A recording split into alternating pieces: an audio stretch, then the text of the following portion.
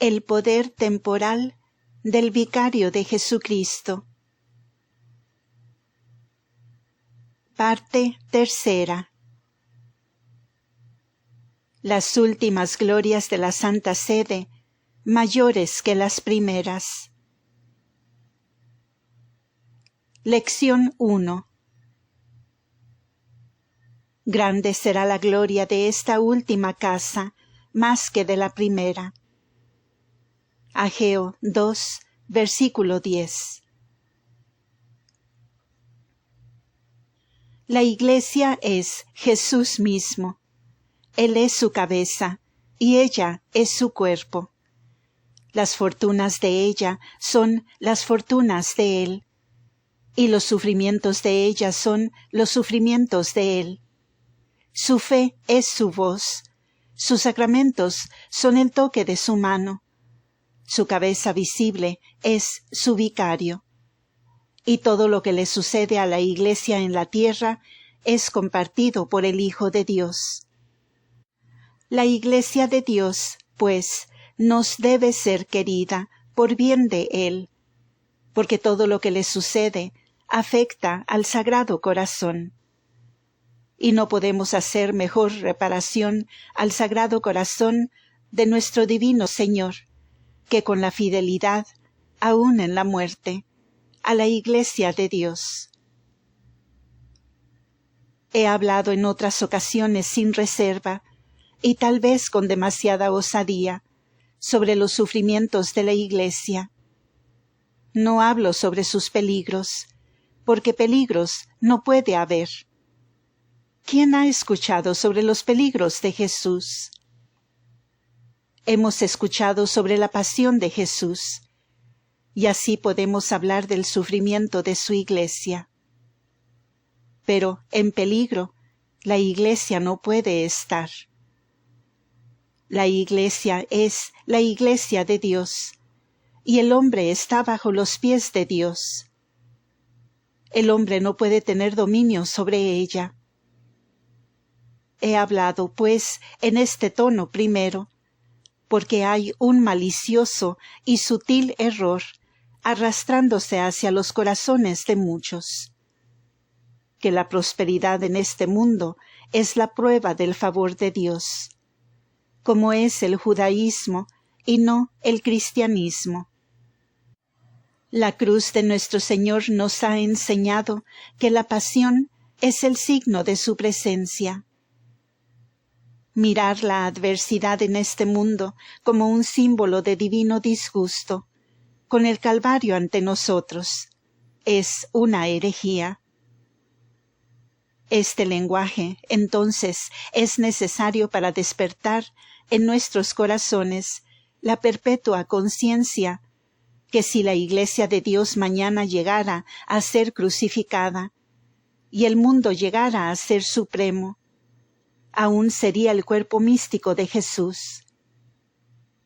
Y si el mundo de mañana llegara a triunfar y llegara a hacer alarde de su soberanía por un tiempo, aún sería el reino del Anticristo. Pero tenemos otras cosas en mano, y ahora les hablaré sobre otro tema, en efecto, más brillante y alegre, pero no más verdadero y difícilmente más necesario. Y esto es, sobre las glorias de la Santa Sede en los últimos días. Glorias mayores que las primeras. Leemos en la Sagrada Escritura que los patriarcas y el pueblo de Israel lloraron cuando vieron al segundo templo, el cual fue construido tras su cautividad en Babilonia, porque recordaron las glorias y el esplendor de la primera casa, construida por sus padres. Por lo tanto, el profeta Ageo dijo: Grande será la gloria de esta última casa más que de la primera. También de la Santa Sede en los últimos días de su conflicto en la tierra. Mayores aún serán sus glorias que en sus primeros días. mayores aún que en los días de sus pontífices martirizados, que en los días de sus primeros poderes y milagros sobrenaturales, que en los días cuando de la Santa Sede avanzó un organismo espiritual a convertir al mundo y someter imperios a ella. Mayores aún que aquellos serán las glorias de sus últimos días. Como la luz del día está en su esplendor en mediodía, así las glorias de su mañana se encontrarán completas y resplendentes en sus últimos días. Y como el poder y flexibilidad de la juventud se encuentra en la madurez de la masculinidad, así los pontífices de los últimos tiempos se investirán con la majestad y gloria de los primeros. El tema, pues, sobre el que hablaré es este: la vitalidad imperecedera, la tenacidad invencible de la resistencia, esos dos grandes y divinos dones de la Santa Sede, han sido siempre al correr del tiempo, y son ahora, y serán más y más, manifestados luminosamente al mundo. La vitalidad y resistencia de los primeros 3 siglos de martirio fue tan solo el preludio de aquellos que ha sostenido a la Santa Sede en los últimos días de su conflicto. Para poder exponer esto más claramente, les pido que primero recuerden que lo que se llama poder temporal del Papa contiene en sí 2 elementos distintivos. El primero es la soberanía inherente en su propia persona. Y el segundo es la soberanía local sobre el Estado que mantiene. Estos son 2 distintas cosas. Su propia soberanía personal consiste en esto.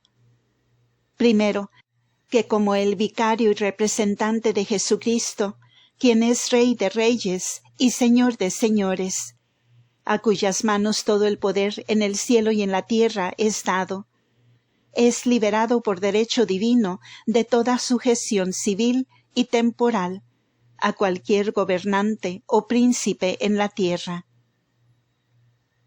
Así él es en sí mismo un soberano personal, y no puede estar sujeto a nadie. Y así también tiene, en virtud de su pontificado, una autoridad divina sobre todos los otros poderes, personal o principesco, que se pueden encontrar entre los hombres, como cuando nuestro divino Señor le dijo a San Pedro: «Apacienta mis ovejas», y le entregó todo el mundo en sus manos. Le dio la comisión, no sólo de la dirección de individuos uno por uno, sino de la dirección de familias, de hogares, de todas las formas colectivas de la sociedad natural. La Iglesia de Dios es la guía, no sólo de la conciencia individual en relación a sí misma, sino de todas sus muchas órdenes y relaciones, no sólo del Hijo al Padre, también del Padre al Hijo.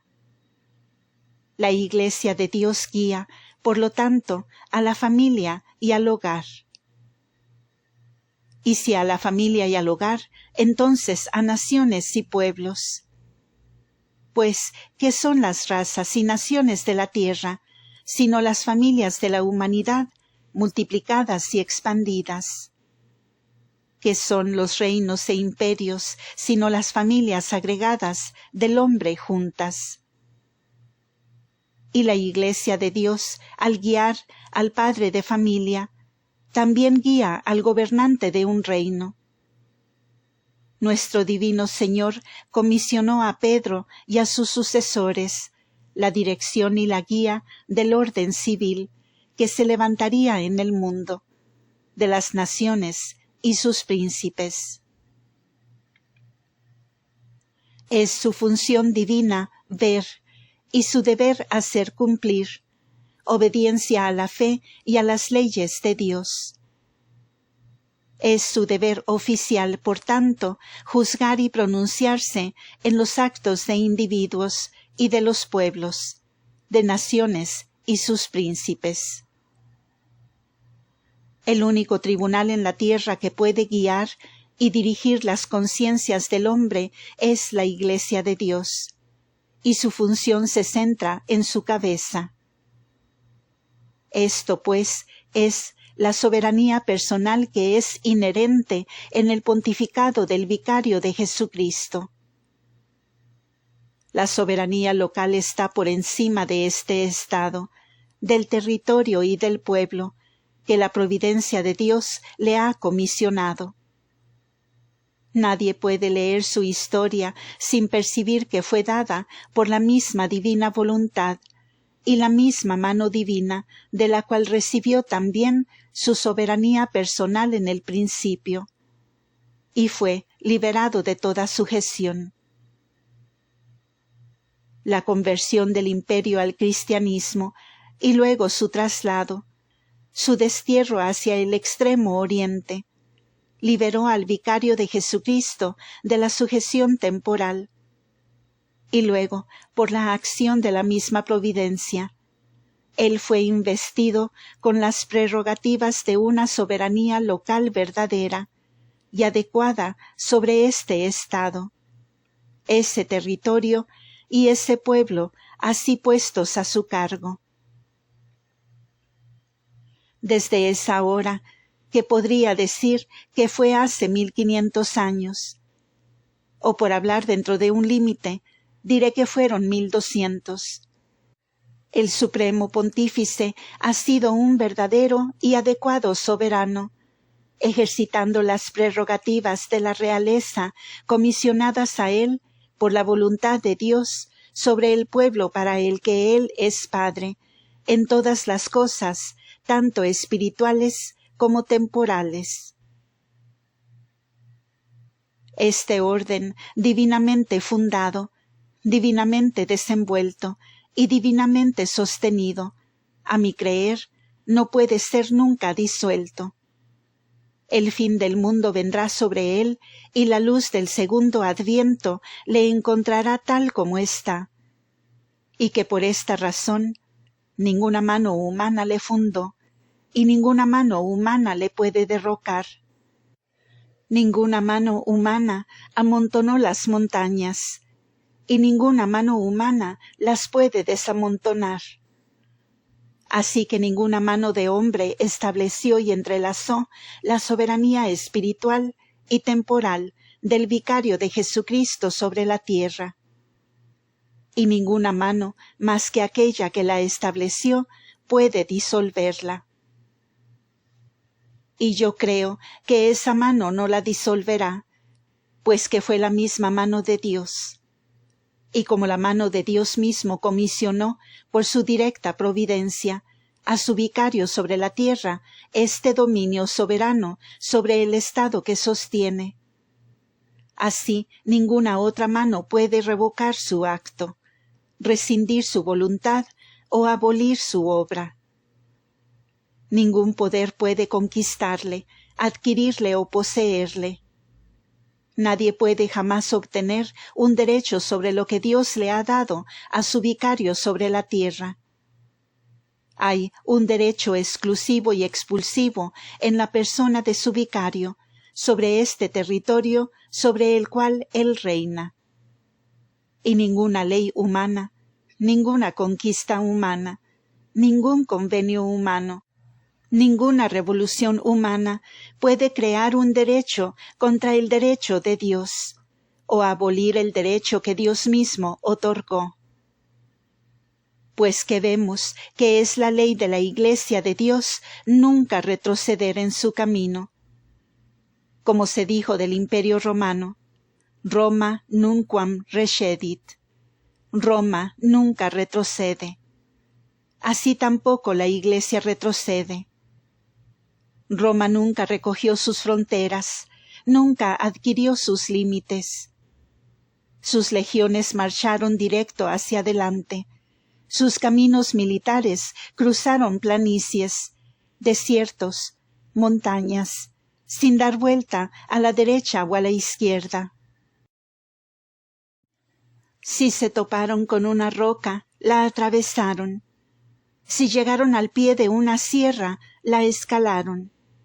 La persistencia irresistible, la dirección inflexible, la voluntad gobernante de ese gran imperio nunca vaciló o se retiró. Estaba en el orden natural un débil y endeble símbolo de la Iglesia de Dios. El profeta Isaías predijo que el reino que se le diera al Hijo encarnado de Dios debería ser para siempre. El profeta Daniel dice, nunca será destruido. El arcángel Gabriel dijo que él reinaría en la casa de Jacob por siempre. Y la Iglesia, en su credo profetiza, cuyo reino no tendrá fin. Tal, en un orden mayor, es la persistencia irresistible y progresiva de la Iglesia, desplegándose, desarrollándose, multiplicando sus poderes y prerrogativas, nunca contrayéndose, nunca retrocediendo, nunca desmoronándose. Folium eius non defluit. Ninguna hoja caerá sobre la tierra. Es el árbol de la vida, siempre mostrando vitalidad, nunca contrayendo su fecundidad, su estatura o expansión.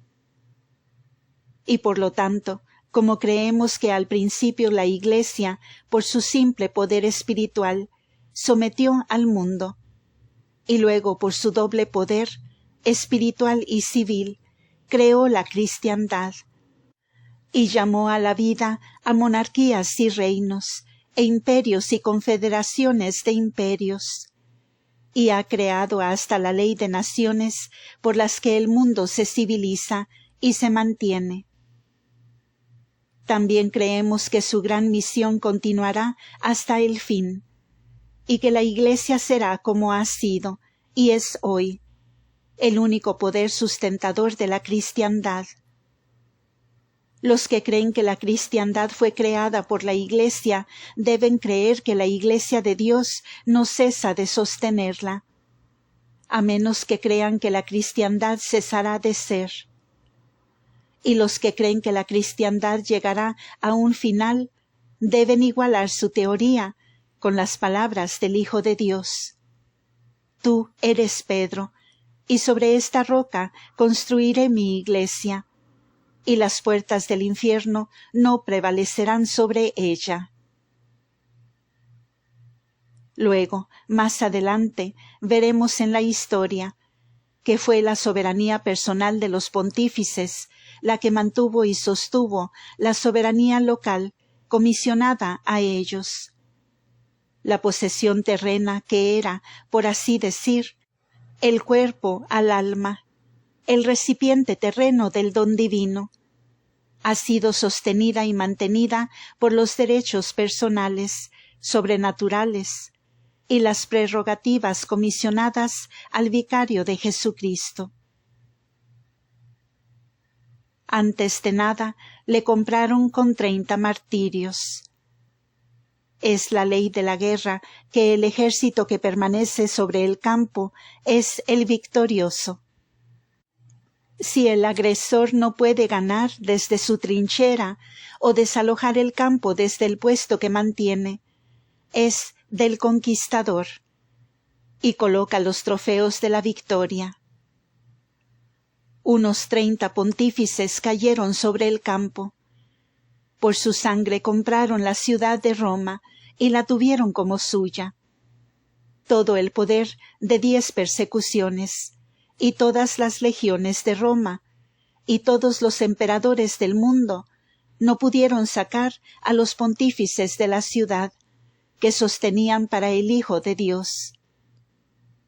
Es suya por conquista y por las leyes de la guerra. Les pertenece por derecho de entereza y de paciencia y de valor inflexible, que en el mundo no hay igual. La memoria falla completamente al intentar relatar la larga lista de la impugna y las glorias de los vicarios de Jesucristo. Tras 300 años de conflicto, no llegó una paz verdadera, sino un simple cambio de armas. El Papa Liberio fue desterrado por un emperador hereje. Silverio murió en el exilio. Vigilio fue encarcelado y exiliado. San Martín murió en el exilio como mártir. San León III fue expulsado a Spoleto. León V fue destronado y echado en prisión. Juan XII tuvo que huir de Roma. Benedicto V fue llevado hacia Alemania. Juan XIII huyó de una facción romana y tomó refugio en Capua. Benedicto VI fue encarcelado y asesinado por una facción romana. Juan XIV fue echado en la prisión de San Ángelo y murió de hambre. Gregorio V fue obligado a huir de Roma por un tumulto civil. Benedicto VIII fue expulsado de Roma por una facción. Benedicto IX fue expulsado 2 veces de Roma. León IX fue destronado por los normanos. San Gregorio VII fue de territorio en territorio y de reino en reino, y murió en el exilio. Víctor III no pudo tomar posesión de su sede y murió en Benevento. Urbano II fue restaurado por los cruzados franceses. Pascal II fue tomado por Enrique V y encarcelado. Gelasio II fue obligado a huir a Gaeta, que ha sido una y otra vez gloriosa como refugio del vicario de Jesucristo. Honorio II fue obligado a huir a Francia por un antipapa que usurpó su sede. Eugenio III fue sacado de Roma por Arnoldo de Brescia. Alejandro III, en el día de su consagración, fue echado en prisión. Fue consagrado no en la ciudad santa, sino en la iglesia de una villa. Fue obligado a huir a las montañas por seguridad. Pasó 7 años de errante, desde Terracina a Añani, y de Añani a Tusculum.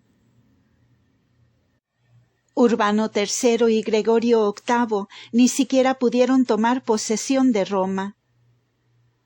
Lucio III huyó a Verona. Gregorio IX fue obligado por una insurrección en Roma a retirarse a Perugia.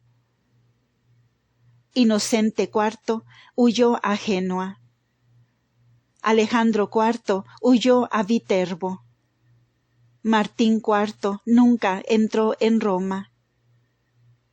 Bonifacio VIII fue prisionero en Anagni. Luego vino el gran cisma de Occidente, que duró 70 años, durante el cual 7 papas reinaron en Aviñón. Urbano VI huyó a Génova. Inocente VII huyó de las facciones de Roma a Viterbo. Gregorio XI huyó a Gaeta. Juan XXIII huyó de Roma. Eugenio IV fue asediado en su propio palacio por un antipapa y fue obligado a huir a Florencia. Podría agregar muchos más, pero son suficientes para sumarlos. 30 fueron obligados a dejar Roma. 4 fueron encarcelados. 4 no pudieron poner pie en Roma. 7 reinaron en el exilio en Aviñón, sumando 45, o un quinto en la línea de soberanos pontífices.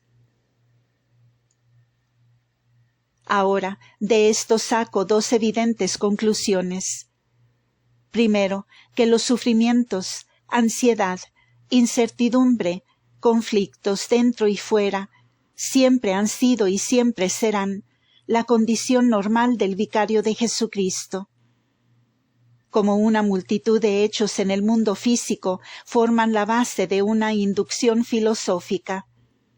Así, por estos hechos en la historia de los pontífices, se establece como ley que, por decirlo así, el estado normal y condición habitual del vicario de Jesucristo en la tierra es vivir como Jesús vivió, en sufrimiento, contradicción y conflicto. La misma ciudad y pueblo, comisionados a él, han participado de sus fortunios. Casi no ha habido un siglo en que la mano de usurpadores e invasores no ha estado sobre la ciudad de Roma. Ya sea por hordas de bárbaros, o lombardos arrianos, o emperadores de Alemania, o condes de los humedales, o de Tusculum, o facciones del Cenci, o de Colonna, Roma siempre ha sido codiciada y asaltada. Casi no ha habido un siglo en el que los estados de la Iglesia no han sido ocupados, desmembrados y usurpados. 9 pontífices han sido sacados de Roma por facciones romanas. 7 veces la ciudad de Roma ha sido saqueada, arruinada, desolada o tomada. 2 veces ha sido casi allanada. Una vez fue toda y completamente destruida. Por 40 días se le entregó a la desolación. Ninguna criatura respiró dentro de sus murallas. 9 veces la ciudad en la que está el trono del vicario de Jesucristo ha estado en manos de usurpadores, aunque ha sido guardada con tal invencible tenacidad de resistencia y tal poder perpetuo de recuperación, como para restablecer con certeza moral que Dios, quien la escogió para trono del vicario de su Hijo, lo ha hecho así por un acto definitivo de su poder, que sólo Él puede rescindir y que nunca lo hará. La otra conclusión es esta. En la historia de la Santa Sede observamos por igual que como el estado y condición normal del Supremo Pontífice es vivir en conflicto perpetuo y como es la ley, por decirlo así, de la soberanía temporal concedida a él, que viva perpetuamente agredida. Así hay otra ley igualmente cierta, fundada en la misma base y establecida por la misma inducción, a saber, que también es su condición normal el ser siempre restaurada. Esta ley de restauración es fundada y deducida de la misma serie de hechos y de la misma evidencia. Tan frecuente como ha sido su soberanía usurpada, así de frecuente le ha sido restaurada, y así como ha sido, así será hasta el fin. Y lo que por encima de todo es extraordinario es esto, que las manos utilizadas para restaurarle han sido las más improbables para hacer este servicio. Han sido, cierto, algunas veces reyes caballeros, como Pipino y Carlomagno, pero en otras veces las mismas manos que lo sacaron de Roma se la han restaurado. Entonces, a veces, la misma muchedumbre de Roma ha salido en procesión para reclamar sus pastores. Y otras veces, aquellos que han estado interesados en resistir su retorno, como la nación inglesa y los cismáticos rusos, lo han restaurado. Una y otra vez aquellos que en las manos de Dios Todopoderoso han sostenido la soberanía temporal, han sido los que juzgando por lo que el mundo llama razonable y político, porque su propio interés lo hubiera opuesto, que toda la humanidad pueda ver que Dios gobierna el mundo. La conclusión, pues, que deseo establecer es esta: que las últimas glorias de la Santa Sede serán mayores que las primeras, porque su vitalidad imperecedera y tenacidad divina de resistencia ha sido y será más y más luminosamente manifiesta en la lucha por la cual pasa. Será más claramente visto por todo el mundo que el solo principio de estabilidad encontrado entre los hombres es la Iglesia católica y romana. Que todas las formas de institución humana son transitorias, disolventes y autodestructivas. El Estado romano ha sido cambiado y moldeado una y otra vez en condados y ducados, en reinos y provincias de imperios. ¿Dónde, me gustaría saber, están en este momento esos mismos reinos y sus señores que clamaron ser sus gobernantes temporales? ¿Dónde está ahora Napoleón, rey de Roma? ¿Y dónde estará mañana Víctor Emanuel, rey de Italia? Todas estas ocasionales formas de rebelión, revolución y desorden, que nacen de la voluntad del hombre, tienen un momentáneo triunfo, y en un rato ya no. Dios, con un desdén divino y con una indignación majestuosa, los hace más pequeños que el polvo de la época de verano, y con los vientos de su resolución los barre de la faz de la tierra. Pero la Iglesia de Dios es divina, y los principios de la Iglesia de Dios son su revelación y su providencia, su voluntad revelada y su acción divina. La Iglesia de Dios no ha tenido necesidad de moldearse y recrearse. Nunca cambia su carácter, nunca se quita la forma antigua por nuevas combinaciones. Nunca ha sido de otra manera, y lo que es, siempre lo será. El pontífice que ahora reina desde la sede apostólica sobre la Iglesia universal de Dios, se sostiene solo, firme y sin cambio, en las mutaciones e inestabilidades de todo su derredor. Él responde como sus predecesores han respondido antes que él. Non volumus, non possumus, non debemus. No lo haremos, no podemos, no debemos.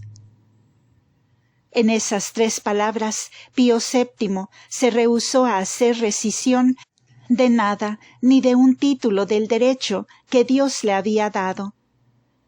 La sostuvo no solo por sí mismo, la sostuvo por Dios y por la Iglesia, no como dueño y señor, pero como fiduciario y administrador. Lo que no era suyo, no lo podía entregar.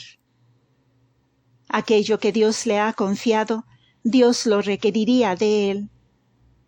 Por lo tanto, él no lo haría, no podía, no debía ceder, viniera lo que viniere. Él apeló a la divina providencia de Dios, y la mano de Dios dispersó a sus antagonistas. En un momento, el vicario de Jesucristo se encontró nuevamente reinando sobre su trono, tranquilo y soberano como antes. De igual manera, en nuestro día, Pío IX se ha rehusado, con una constancia y una firmeza que este mundo llama obstinación y terquedad, a hacer concesión o compromiso. De igual manera, él ha apelado a la providencia de Dios, y su apelación ha subido al cielo. Cuando el profeta Elías apeló al Dios de Israel, los sacerdotes de Baal se cortaron con navajas y saltaron sobre el altar.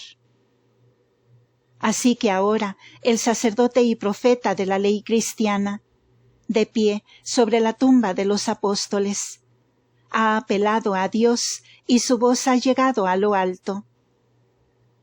Aún hay silencio en el cielo. No hay voz y nadie que responda. El mundo está lleno de júbilo triunfante de su éxito, tan pronto a llegar. Pero hay más poder en el hombre envejecido que se para sobre la tumba de los apóstoles y alza el santo sacrificio a los 4 puntos de la tierra que ha redimido, en el orgullo de la vida y el vigor del intelecto, y la fuerte ola de sangre y voluntad que dirigen las naciones contra él. El otro día parecía haber una disputa desigual. Él en su debilidad solitaria, el bien solo de su lado, todo el poder contra él, la astucia y diplomacia, y los intereses confederados de reinos y estados, todos en conjunto contra él. Apenas hace una semana que este gran poder fue ejercitado por una mano que se creía ser tan infalible, que los hombres de este mundo nos han estado diciendo los últimos 3 días, que una gran luz se ha apagado en medio de nosotros. Si la voz ha contestado, no lo sé. La Iglesia de Dios no persigue a sus antagonistas más allá de la tumba. La procesión sagrada que lleva los últimos sacramentos va a la morada del hombre rico, tanto como a la del pobre, a la del desobediente, tanto como a la del fiel. Busca al penitente moribundo, ya sea una pobre hija que ha caído como María Magdalena, o un hijo orgulloso que levantó su talón contra la Iglesia de Dios. No sabemos nada del futuro. Hacia el mundo invisible no nos podemos adentrar. Pero de una cosa estoy seguro. En los últimos 3 días no hay hombre que crea en la providencia de Dios, ni hombre que haya leído la historia de los últimos 12 años, que no haya sentido con un temor silencioso que hay una voluntad sobre toda voluntad humana, dirigiendo este gran conflicto. El profeta Daniel nos dice que en los últimos tiempos el Dios del cielo asentará un reino, y agrega, regnum eius alteri populo non tradetur. Su reino no será entregado a otro pueblo. Ningún otro lo poseerá, ningún otro jamás lo conquistará, pero hará pedazos y destruirá otros reinos. Sed ipsum stabit in aeternum, pero se mantendrá de pie por siempre. Fin de este episodio. Continuará.